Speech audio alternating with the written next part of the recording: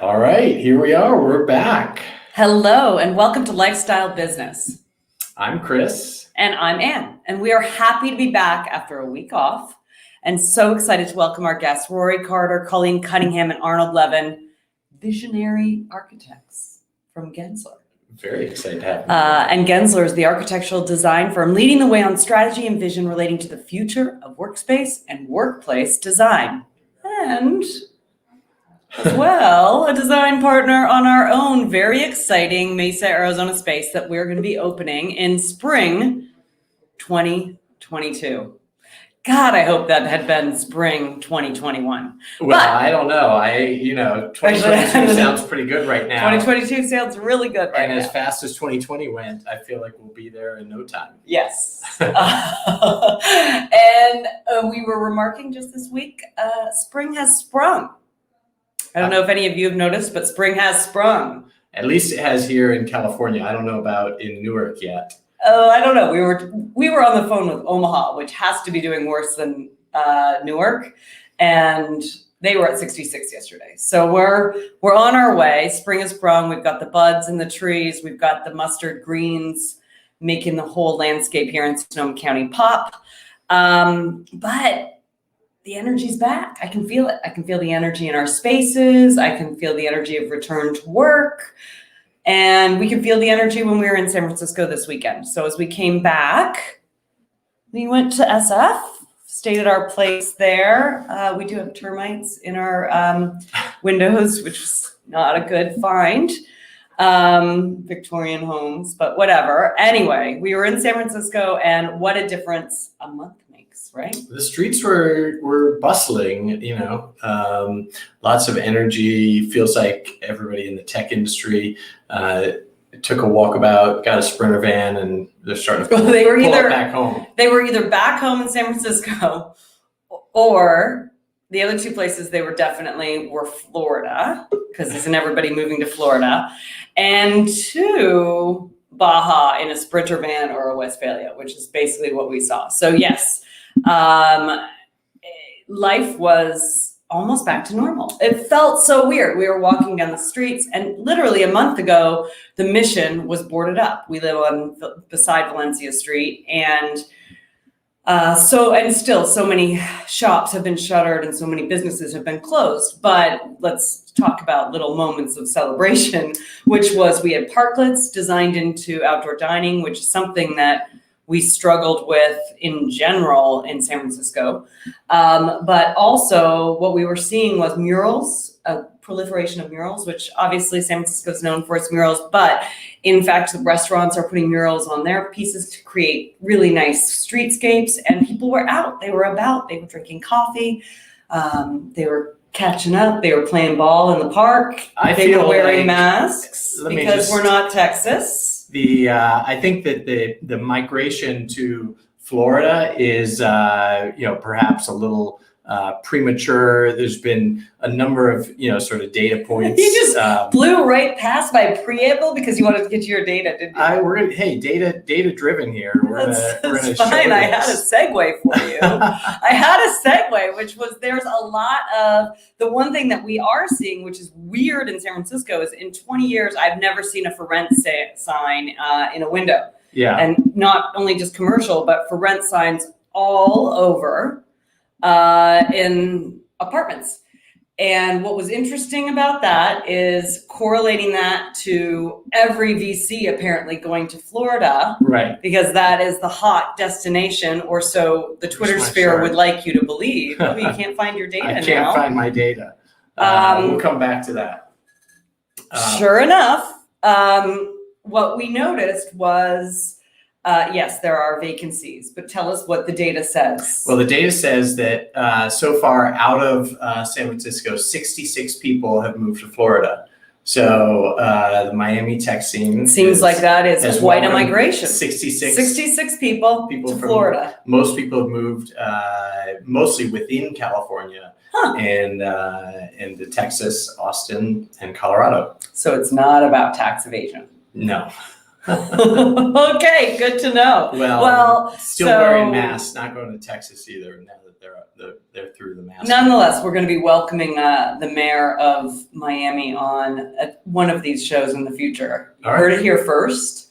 Let's get them booked. Yeah. But nonetheless, Florida is, I guess, not as much on the rise. So what was that? Something like less than 2% of the moves out of San Francisco were. Although who changes their mail any these days? Who even gets mail? Who even gets mail? Okay, moving on. What was interesting about that, I was predicting that this is, there's that fear. You're like, should we be selling the house? Should we be moving out of San Francisco? Is it dead? And I think people have said that countless over the last hundreds of years. People have always said that. Every sort of 20 years, there's another San Francisco's dead and it will never rise again. And we drove across the Golden Gate Bridge, and Harper, who everyone knows is our 2-year-old, looked out the window and went, whoa, at all the sailboats in the bay. And so we still have the magic and the beauty that is SF. All right, moving on. Before we bring in our friends from Gensler, as we are starting to talk, let's talk about trends in the workspace. All right, well, let's see if this works a little better. A VC firm called Initialize just did a survey of all of their portfolio companies, and hopefully this will spur some conversation with Gensler about how everybody plans to come back to the office. We've been talking quite a bit about the rise of co-working, obviously, but remote work, people working entrepreneurially, and the decentralization of offices. This was the results of their survey of their portfolio company.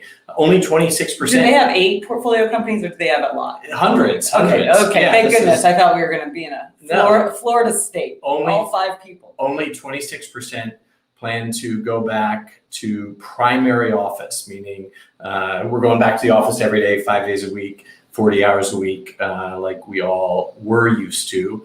36% are fully decentralized, and the hub and spoke or hybrid model of a little bit in the office, a little bit away from the office. I call it the Chris and Ann model. Co-working spaces actually was the primary model. So I'll be interested in Gensler's reaction to this when we bring our obviously guests a lot of impact on design and a lot of impact on just thinking about culture. I mean, remember the show we talked about asset managers telling them, don't worry, they all have to come back to the office because that's how you build a corporate culture. No, they all have to come together. Right. That's how you build a corporate culture. So I think we're going to see it prove out. Obviously, things lag in this space because people have to make plans. They have to make decisions. Yeah. But I think the writing is on the wall that commercial real estate is in the midst of a major shakeup. And so I'm excited to hear from our partners around what that looks like, and actual experts. So who knows? I mean, I think we think of ourselves as the experts. We are on the cusp of the future of work, and we hear from hundreds of companies all the time on how they actually are thinking about their workspace needs. So let's bring them on. You do your job, I'll do mine. If we have learned anything over the past year, it's that we have a universal need to be together. Although we're not out of the woods yet with the pandemic, the path forward for designing shared spaces has become ever clearer to our next guests. Arnold Levin leads a team of visionaries in workplace design at the Gensler Architecture Firm. Along with Roy Carter and Colleen Cunningham, they are here to share their blueprints for a post-COVID workspace and present a vision that utilizes this unparalleled opportunity to reimagine cities, realign real estate, and places with human experience, and most importantly, uses our shared desire for reconnection as its driving force. Welcome, guys. Thank you so much for joining us today. Hi, thanks for having us. Thank you so much. No problem. All right. We're looking forward to chatting today. Yeah, likewise. It's a pleasure to be with all of you again. And as we mentioned, we've been working together on the project in Mesa. And, the interesting thing to me is that we've been working together in a pre-COVID world, in a during COVID world, and obviously then we'll be opening in what we hope will be a post-COVID world. So we can get into some of the plans, and I'm actually able to pull them up, and we can show some renderings. But I would love to hear from any of you, sort of where your thinking is about the workspace. If you want to comment specifically on our workspace, but where's your thinking, sort of pre-pandemic to where we are now? Arnold, do you want to kick us off? Sure. I mean, things have clearly shifted in terms of what clients are receptive to and what they're prepared to think about when it comes to their new workplace. I mean, and again, a lot of the notions that we're talking to clients about today aren't new. We've been talking to clients about activity-based work, about hybrid work, virtual work for 15 years. But there's always been sort of this nervousness on the part of many organizations to go those routes, because it really, foreshadows a lot of organizational change that's required to really work in that kind of mode. I think the past 12 months of everybody working virtually has opened up, at least from our perspective, the clients that we're working with across the Southwest region, which is where all of us sort of live here, in terms of thinking very differently about, well, maybe those weren't bad ideas to begin with. And I think that, going back to that graphic that you had up there before, I think the one model that's not shown there, which is what we're seeing a lot more of, is what we call a hybrid model, where, and it sort of builds off of that hub and spoke to a certain degree. And we've been talking to clients about that hub and spoke model, but most of the clients that we're currently doing projects with are looking at more what we would call a hybrid model, where it's identifying basically three sort of, worker types. Those that need to be on site because their job really, dictates that they need to be there the majority of time. Conversely, on the other side, there are those who, can work, at least 90 to 100% virtually because they've got no contact, needs for, colleagues other than being on a computer screen like this. And then the vast majority are fitting into this hybrid model where we're allocating a certain amount of time for people to work from home and to come into the office. But the conversation around that is really changing what the purpose of the office is. That if you're going to be doing focused work, heads down, you don't really need to come into the office. You're really coming into the office to collaborate and to interact. And that's what people are missing these past 12 months. It's the interaction. It's not the solitude of sitting in a private office or a cubicle. And I think that's changing the whole dynamic of how we're repurposing what the role of the actual physical workplace is to be able to align with that kind of thinking.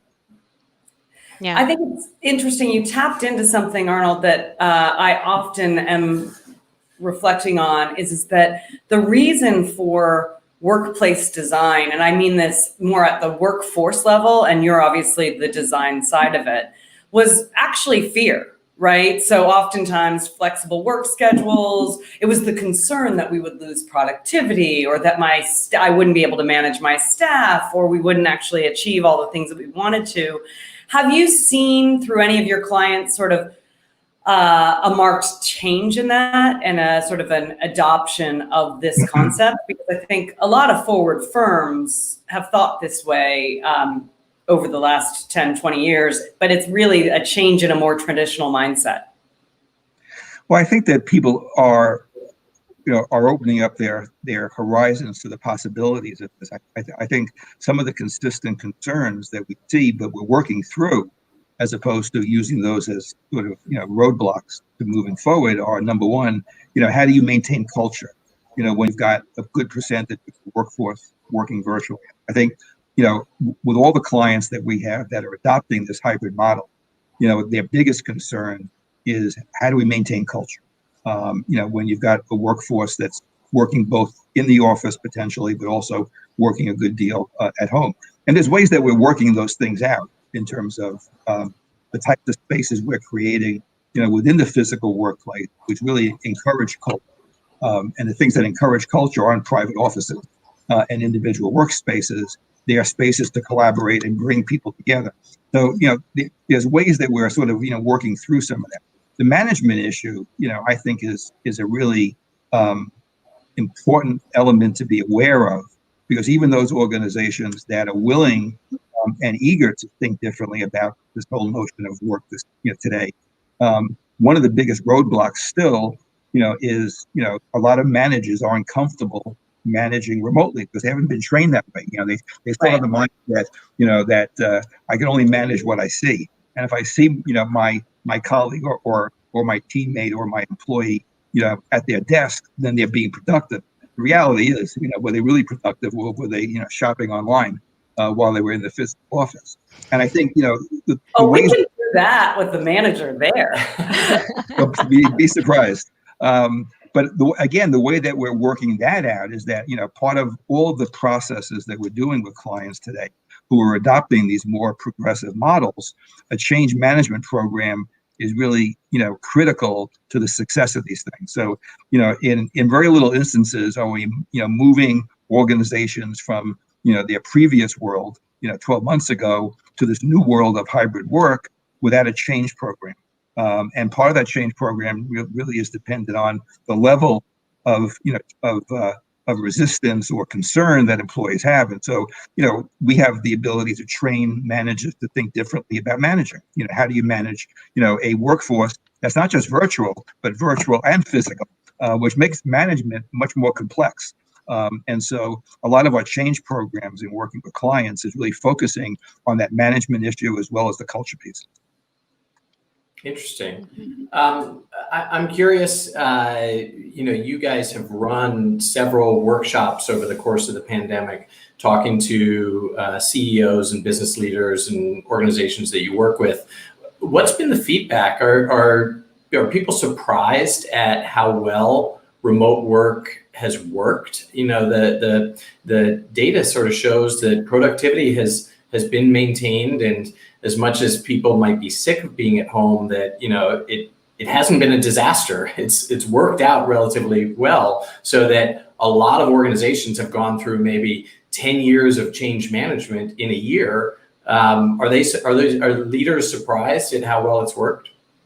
I think some definitely are pleasantly surprised by how well they were able to move in a different direction so quickly. I mean, if we think about it, it's almost been a year since we've all been working from home, and there was a lot of companies who just didn't know what was going to happen to their companies. Were they going to die on the vine? Were they going to be okay? Did they have the technology to support them?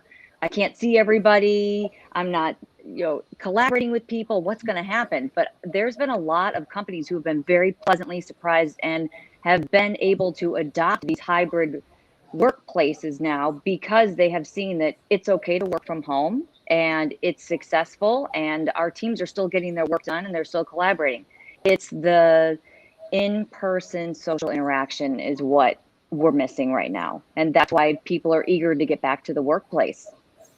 Yeah, I think so. It's like we debunked the myth that we can't work remotely and be productive, but at the end of the day, it's about culture is what continues to bring us back to work and, collaborate as teams. And so that's the big question mark is, okay, well, now that we're all coming back, but in a hybrid way, how do we really re-strengthen our culture in this, new hybrid environment? So let's chat a little bit about that. And I certainly, in my old life of a big work that I did was culture at Google. And so as we grew from 3,000 when I started to 20,000 to now they're in the hundreds, that idea of this decentralized but connected hub and spoke was, part of daily life, but it was a real challenge to get through. How are you thinking about workplace design to foster that need for connectivity and for relationship building? Yeah. I mean, I know, and Arnold, I know will chime in on this too, but one thing that we're doing in a lot of our larger floor plate planning are neighborhoods. Not only do neighborhoods allow those teams that work most frequently together, kind of maintain their synergy on the few days a week that they are coming in, but it gives them that dedicated space to really, kind of facilitate their own work, together and separately. There's an added benefit as well that should there be health concerns in the future, these neighborhoods are kind of like little isolation pods for each of these teams, right? And it allows maybe certain sections of the building to be, closed off or privatized in some way, and allow others to be a little more open. So, there is an element of control that is appealing, I think, still to folks that are, as we're recovering, and coming out of this pandemic, how can our spaces, also bring an element of like concealed safety, right? It's not in your face that this is like a medical ward or anything, but this is your workplace, but it can also be a safe place. So that is one element of planning we are, seeing a lot more interest in. It's not about the big open floor plates where you can see from one end of the building straight through to the other. It's, creating, more zones, and it's really a space that kind of you experience an evolution as you walk through that space. And there are a variety of scales and sizes that add not only interest to the design, but, allows teams to really have a more of a personalized kind of zone for them to go to. And I think the other element, just building off of what Colleen said, that we're seeing with a lot of our clients is that, within these neighborhood sort of environments, as opposed to having workspaces, dedicated by hierarchy or by title, we're creating more what we call activity-based work setting, where again, it's more about choice. It's more about selecting, if you are coming into the office, Monday, Wednesday, and Thursday, for instance, I'm going to choose the type of space that suits the work that I'm doing for that moment in time. And it's not necessarily a dedicated space that I live in 8 hours a day. And so, it opens up a lot of opportunities for, again, getting much more variety within the workplace. But again, it also allows us to create and really treat employees as adults, for the first time, where you could actually choose where you work as opposed to somebody telling you that you're a manager, therefore this is your workspace. You're a vice president, therefore that's your workspace. And I think, again, this is something that we've been talking to clients about for 15 plus years. But there's always been that resistance to it, primarily, unless you're one of the technology organizations that have, not been hierarchical in their approach to the seating assignments. It's opened up a whole new world for a lot of our clients to really think differently about how you assign workspaces. Do you really need to assign somebody to a private office if they're coming in 2 days a week? And I think that's a huge feature. And the other thing within these neighborhoods, is that, and I think, one of the positive, sort of repercussions of the pandemic is that we're not going to be going back, for the most part, to the densification of the workforce. I think that, it was a bad concept to begin with, 15 years ago, when all we looked at how many people can fit into a benching system. So I think, these neighborhoods and activity-based work allow to maintain some element of social distancing that is going to be with us for the future. And I'm hoping that's one of the things that's going to stay, not just for health reasons, which clearly, has a strong, suit for that, but also because it's the right way to do it. We shouldn't be cramming people into, office based on, how many people can you fit in per square feet. And I think that whole metric is changing to a large part. Yeah. And I think too, if you're not, one of the outcomes we're seeing is, if we're not necessarily de-densifying, but we are being more creative in how we're spacing some of these work groups together, is it frees up space for amenities. And those amenities are largely catering toward collaborative opportunities, maybe in an untraditional way. It's not just about adding more meeting rooms. It's about giving those, more casual environments where people can collaborate in a more casual way. Or, we're even seeing a bigger push toward amenities outside that can function both for an individual to, have a separate kind of second or third place to go and do work, but also, a perceived safe environment, to meet with your colleagues outside as well. So it's, the amenity mix, there's some opportunity here if we're not densifying desks the same way we used to. So that's interesting, because there's two sort of somewhat competing tensions there that you're talking about. On one hand, with the hybrid model, and you don't have a workforce that's coming in 5 days a week, 8 hours a day, you need less space. On the other hand, if you're de-densifying, maybe you're expanding to fill the space that not every employee is in every day. Do you have any predictions on the future of, space needs overall? We've been talking to a lot of CEOs that are all thinking about not necessarily giving up their leases, but reducing the size of their footprints and thinking more flexibly. Obviously, we're in the co-working business, giving employees vouchers, to co-working spaces. Working from home can be tough if you have, children, dogs, whatever. But maybe you've moved out of town and you're working somewhere else. What are some of the overall trends that you think we're likely to see, not just in workspace design, but in overall sort of corporate workspace? I Well, I don't think there's the work- definitely, oh, I'm go sorry, ahead, Lori. Arnold. Go ahead. No, go ahead, Lori. I was going to say the workplace is not going to go away. It will remain in place. The size of it, absolutely. The size is definitely going to change. We are seeing real estate footprints being reduced. We've even seen leases with 1-year negotiations just so they can understand what to do next. But the workplace is still needed. There still needs to be a sense of place to come together when needed. And yes, I do believe there will be more hub and spoke models, but I don't feel personally, we don't feel that the workplace is going to necessarily, it won't go away. It is not going to become extinct.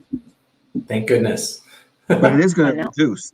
I mean, I think to a certain degree, it's going to reduce quite dramatically. And I think that, because again, if you had, if every organization had the wherewithal financially to have both a choice of work setting, be able to integrate social distancing, not have this huge densification, and have everybody have, one desk, one person, plus a substantial increase in collaboration spaces and social spaces, that would really indicate that most organizations have to take on at least a third more space. And most organizations that we're working with are not in a position to do so. And so it's really a trade-off and say, okay, what's really important about the business, as we've been talking about the past 20 minutes, is really about, interaction, collaboration, building culture and all those things.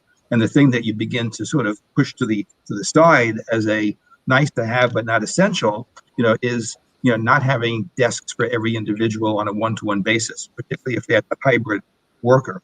And so I think, you look at it that way, and at best, you're not taking any more space, but you're reducing the amount of space that's relegated to individuals, but increasing the amount of collaborative spaces within that.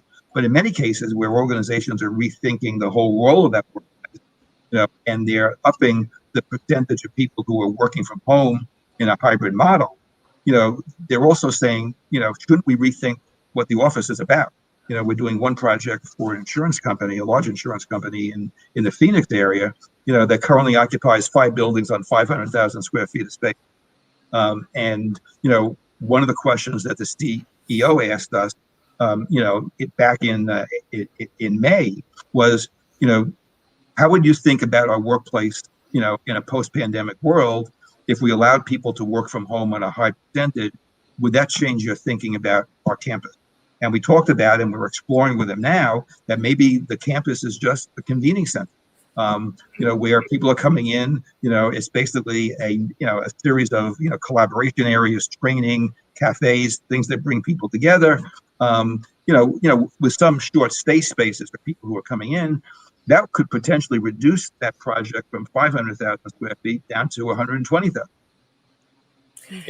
It's fascinating, right? And not to pick on but industry-wise, insurance, obviously not the first mover on these things, obviously a risk mitigation culturally industry. And so, I think one of the things that we've seen that's interesting is this shift away from, I need to have everyone in the office because we didn't think it would work, to now the finance team is looking at it and saying, well, why do we have all this space if it's actually not essential? And so how do we shift our workforce to the right people in the right space at the right time?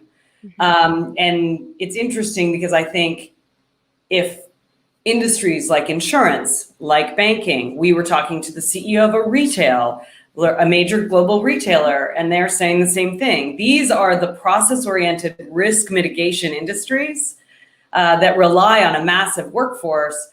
If they're making those changes, that's a real sign for all industries to make the change.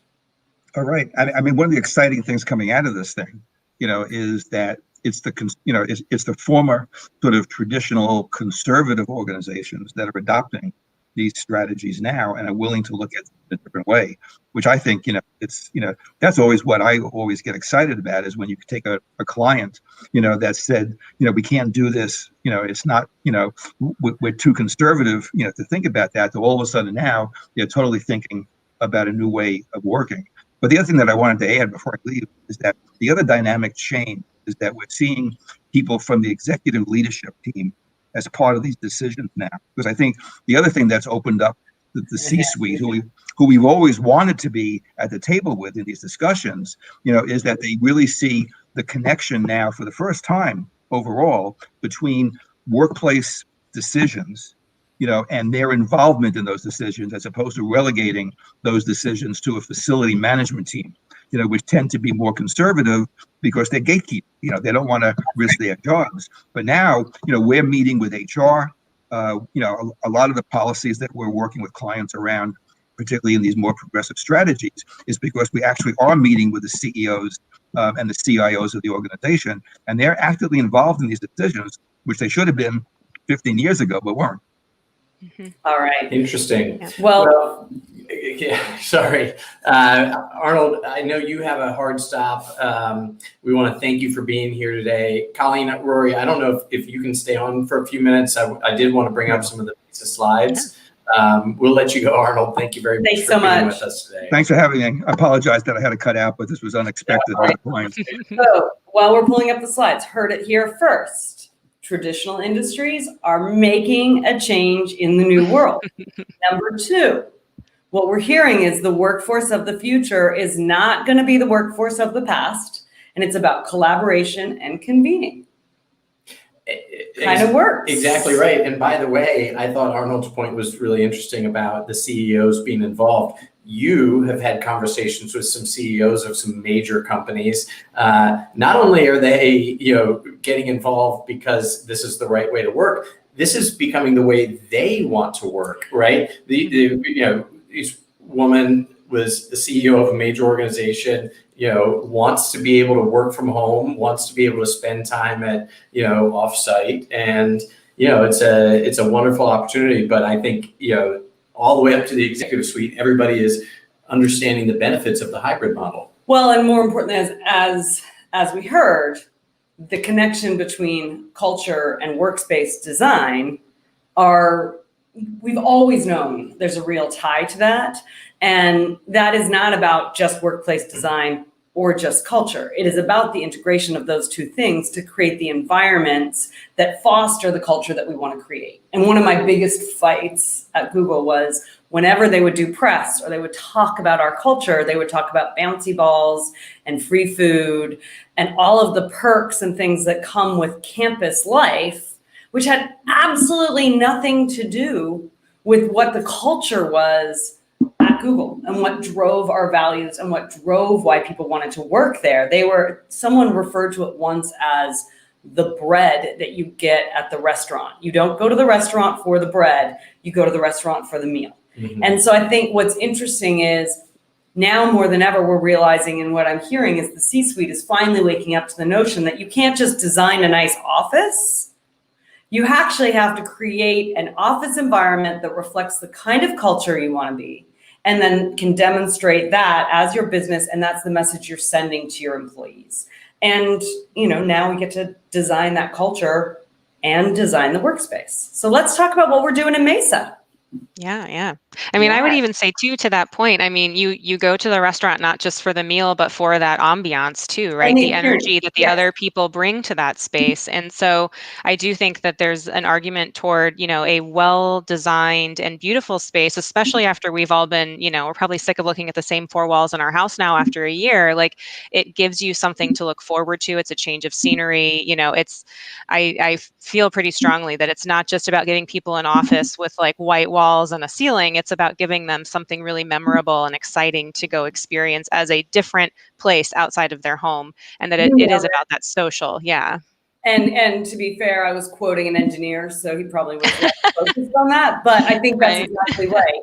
It is about creating an entire soup to nuts experience that is reflective of the culture that you want to espouse. And by the way, in some cases, that culture might be, I want to be locked away in my office and not talk to anyone at all. That's a legitimate culture. I think what we're seeing now is the importance of human connection actually matters. So that's a very exciting evolution in design and the future of work, frankly. So I'll hand it to you guys around what we're doing in Mesa. So we so enjoyed the process of going through the design, and obviously it's an ongoing process, but we've got some wonderful renderings, and you guys have been involved. You guys have led us through this, and we've got a great vision for this. I'm wondering if you can just sort of talk us through some of these concepts, what we're looking at, and I can sort of steer on the slide deck,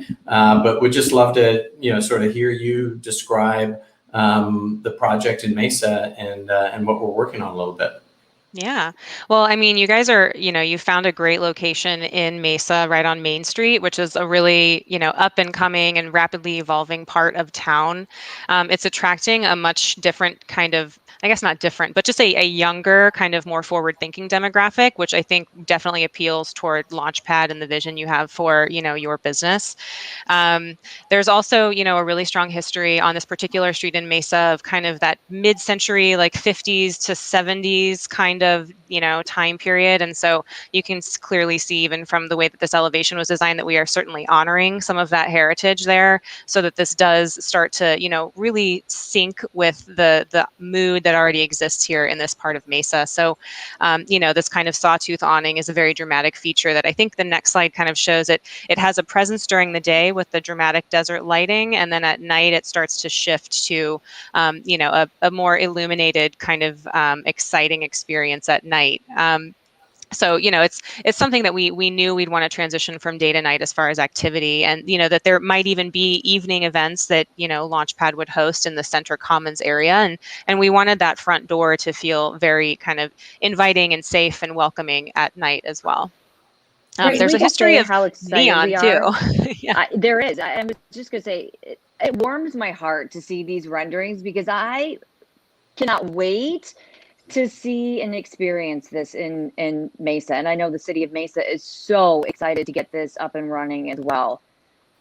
So we're ready. We're ready for it. We are too. We are too. Yeah. Let's go to some of the interiors here, and I'm going to bounce around a little bit. So forgive me as I scroll around, but I just wanted to get your thoughts on sort of what particularly as we're talking about what the future work is like. What do you think the sort of feeling that we want to capture for people when they walk into Launchpad in Mesa? We honored a lot of the sort of the neon and the history.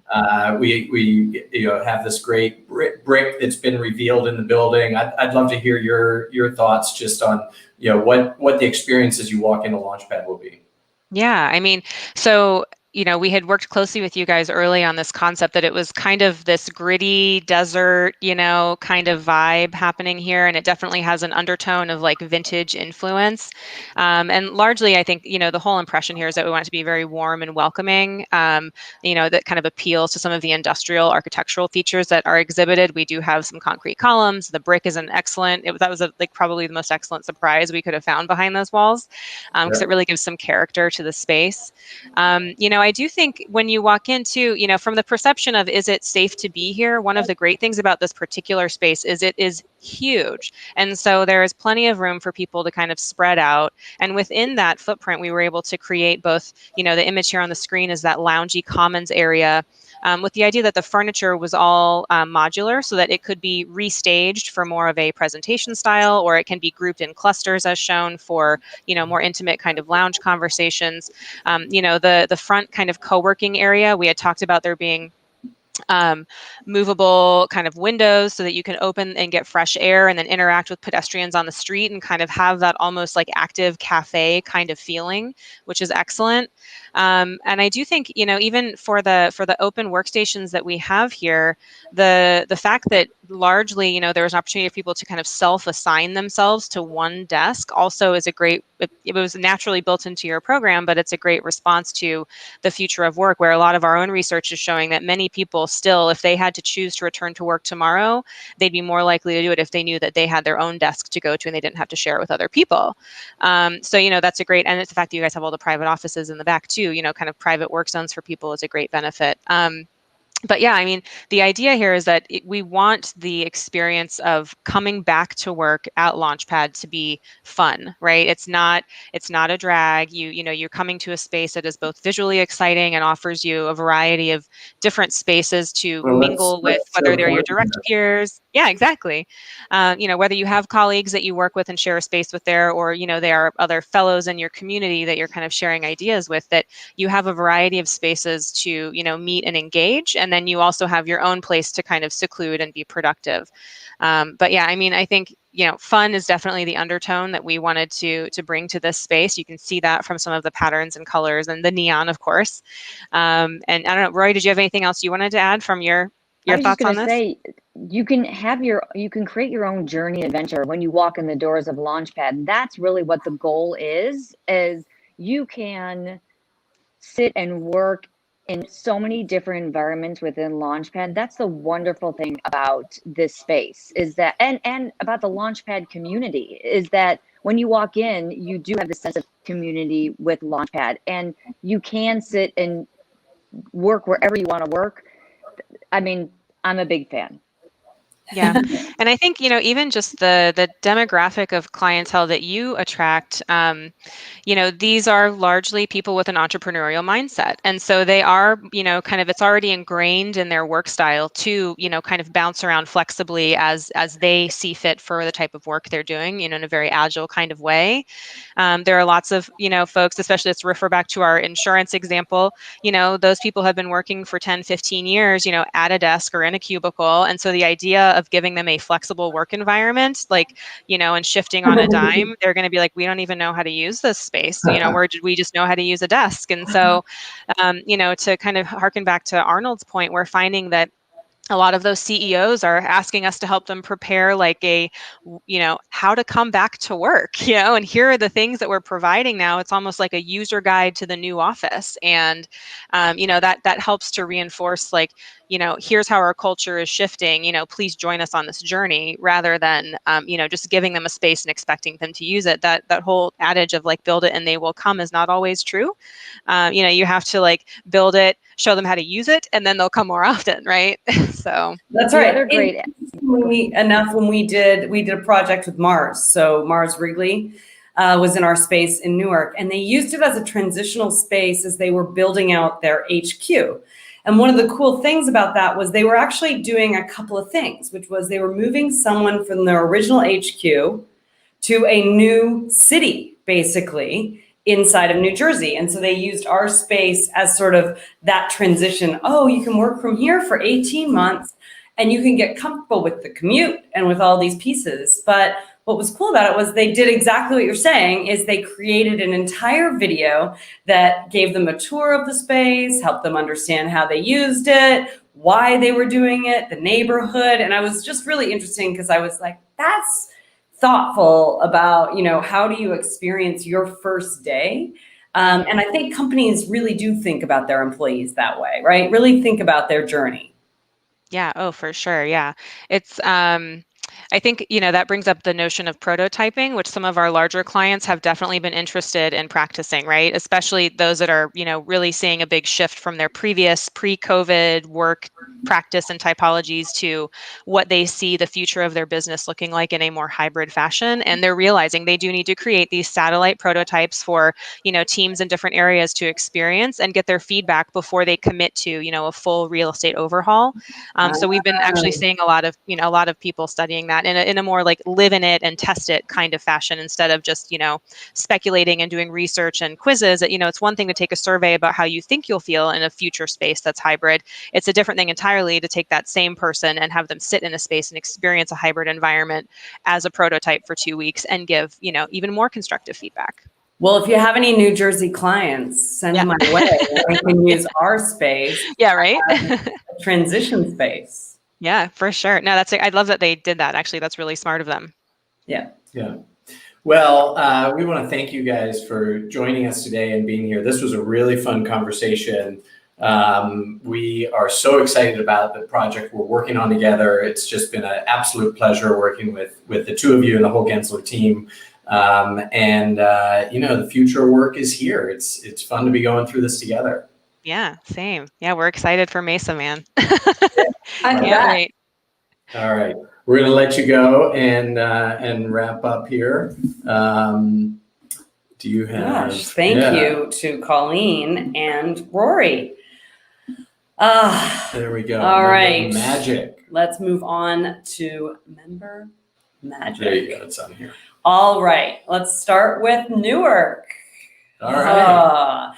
Tiffany Alice, the budgetnista. Man, she pops up a lot in our member magic. She basically is one of our most magical members.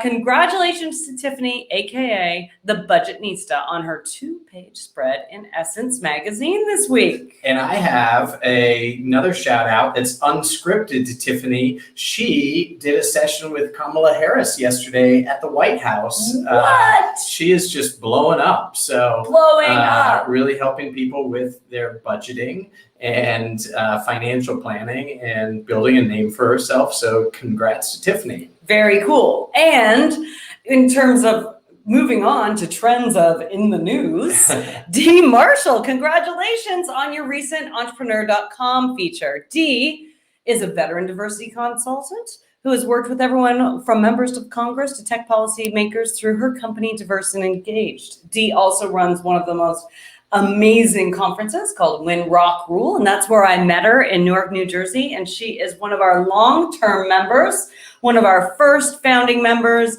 and a huge supporter of Launchpad. And finally, Yendor. Yendor will become an in-residence theater company at Newark Symphony Hall. A program dubbed The Lab will connect local artists, directors, and dancers with the resources they need to build their careers. And Yendor just completed an amazing new mural in the Launchpad Newark space. We got to get some pictures of that to put up maybe on next week's episode. But we're so excited about having that completed. It really, makes it a great space to come back to. There's something really special about it. So all right, we've got more. Moving on to Stockton. So go ahead. All right, Gerald Arnett, CEO of Indigenous Peoples Adjustment Project, was recently interviewed by S&J for their YouTube channel. Gerald explained the organization's roots, his involvement, and the resources the organization offers. A lot of members in the news. Yeah. Silverado Contractors was recently listed as one of San Francisco's top 5 demolition companies. Silverado Contractors is a leading union contractor that offers a wide variety of demolition and excavation solutions, should you need some. and over to Nashville. Our partner and member, AGD Entertainment, is launching the first ever 0 to 60 scholarship program designed for the developing 16 to 20-year-old artists. One recipient will receive a full ride to cover their 9-month experience with the ZT60 program. 2 to 3 partial ZT60 scholarships will also be offered. Applications open March 1st and they end April 5th. All right. Well, it's fun to hear all the members in the news. Our members are our magic, and love celebrating our members. We'll be back next week. Well, one of us is going to be back next week. Where's the other one going to be? You are going to be taking the show. I'm sorry. I know. Everyone's very disappointed. We might have to find a guest host for you, but I am... Ariel Dio. Dio seems like she might be right up the alley in terms of your co-host. We would not want to leave it to your own devices. Anyway, you will be back next week with Chinedu Ashuru, the serial entrepreneur and co-founder of the VC firm Love and Magic Company. He's going to join us to share his epic entrepreneurial journey as well as the mission and strategy behind his firm's investments in companies founded by underrepresented entrepreneurs. By the way, the reason why are you going to be on your own? Because it's a big area of focus. We really like thinking about investments in underrepresented entrepreneurs. No, that's why you're going to be on your own. I know why you asked. Happy birthday to my co-host in advance. I'm going to be whisked away for a socially distanced lunch with the ladies of my pod. Well, maybe we can send you a StreamYard link and you can log in on your phone and show us how you're celebrating. We'll see. Anyway, I believe it'll be outdoors with masks. I'm very excited for you to miss next week's episode to celebrate your 39th birthday. We will miss you, but it's, we'll hold down the fort without you. When they offer up it's your 39th birthday, it means you're officially old. So as always, a quick note, if you want to catch up on all our past episodes, you can subscribe to us here on the LPTV programming channel, or subscribe and like our podcast, Lifestyle Business, wherever you get your podcasts from. And thank you to our birthday girl, my co-host Anne, our production team, Ariel, Dio, and everybody else on the Launchpad team, and our wonderful guest Gensler today. That was a fun episode. We will see you next week. So long, folks.